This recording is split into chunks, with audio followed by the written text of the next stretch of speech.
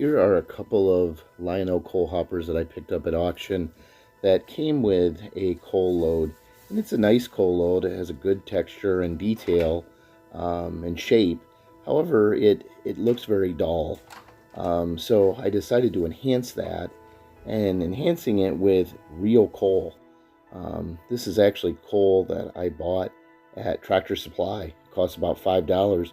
It's really cheap, and that's like a 40-pound bag. That's a lifetime supply, essentially. Here's some pictures of real coal hoppers, and you can see kind of the shine that real coal has. Describes them as a submetallic luster.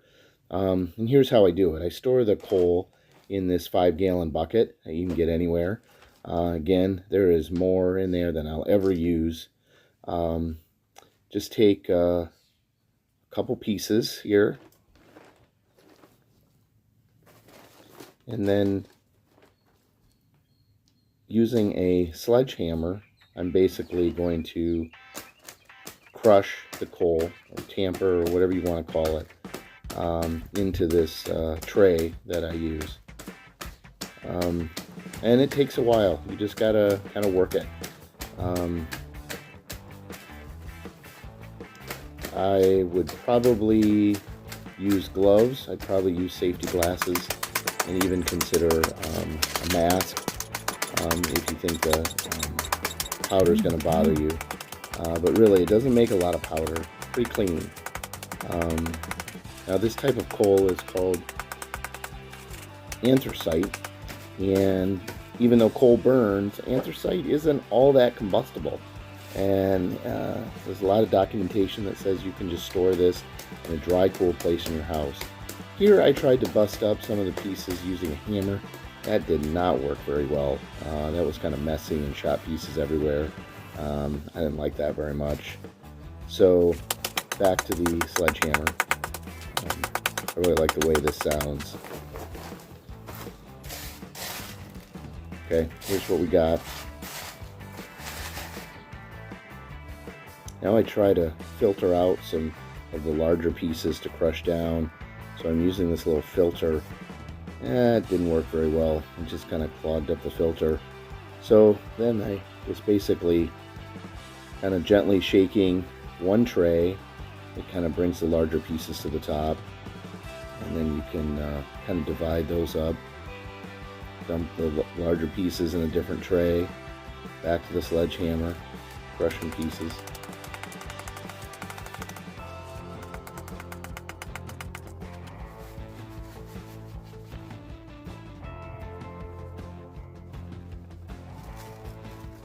Just kind of, again, divide up a little bit. Shake up the smaller powder. Shake it up to separate the more fine powder from the larger coarse pieces. You really don't make a uniform product with this method. Some pieces are larger, some get ground really fine. That's okay, you can use both.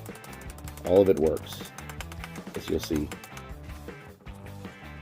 This basically just took a few minutes of my time, and even just those couple of pieces is going to go a long way.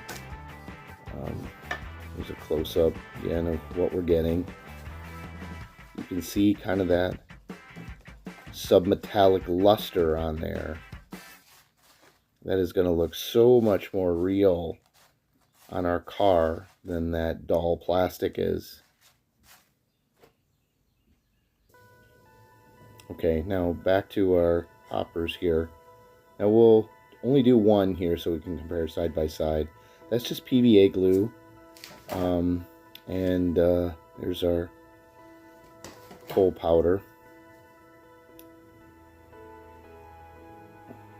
Now I started just painting with a paintbrush the PVA glue, undiluted with water, and that proved to be a little thick. It was taking a while to spread. So off camera, I did add a little bit of water to that. Just a little, just to help it spread a little more. It doesn't really affect the integrity of the PVA glue. unless you really dilute it.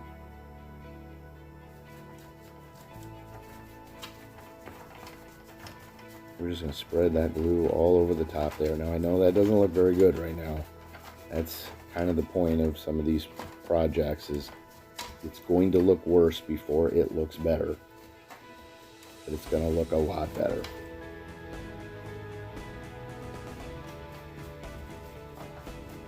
Again, just getting all our glue, filling up all the spots with glue.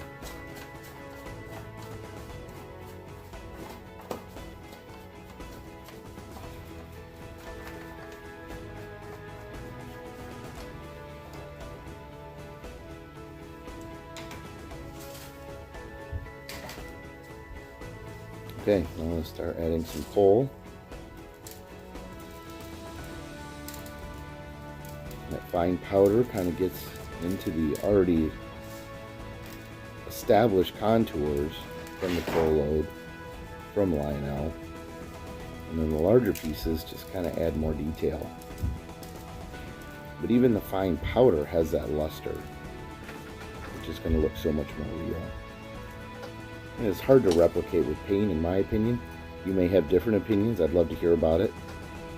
Other techniques. There's so many ways to do things in this hobby.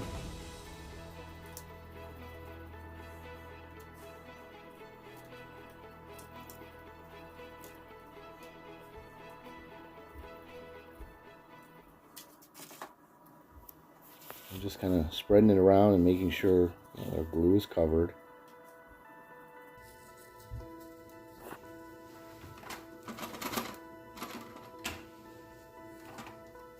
Okay, most of it's covered here. You can kind of see it compared to the very matte finish of the original coal load.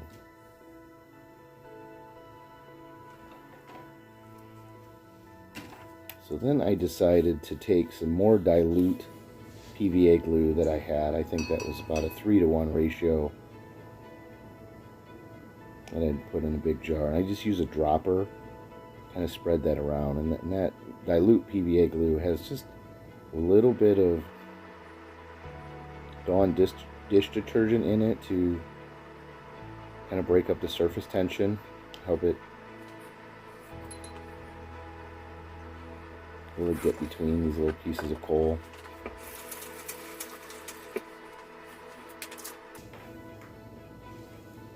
I'm going to let that, and I add a little more coal around it just to kind of fill in the spots that I didn't think got enough. So here's after drying for maybe 8 or 9 hours.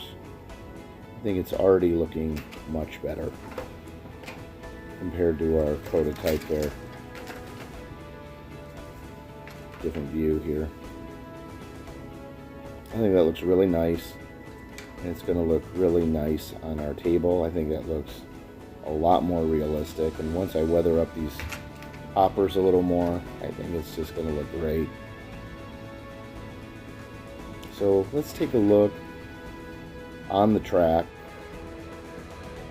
and I threw on some other cars that I had done previously.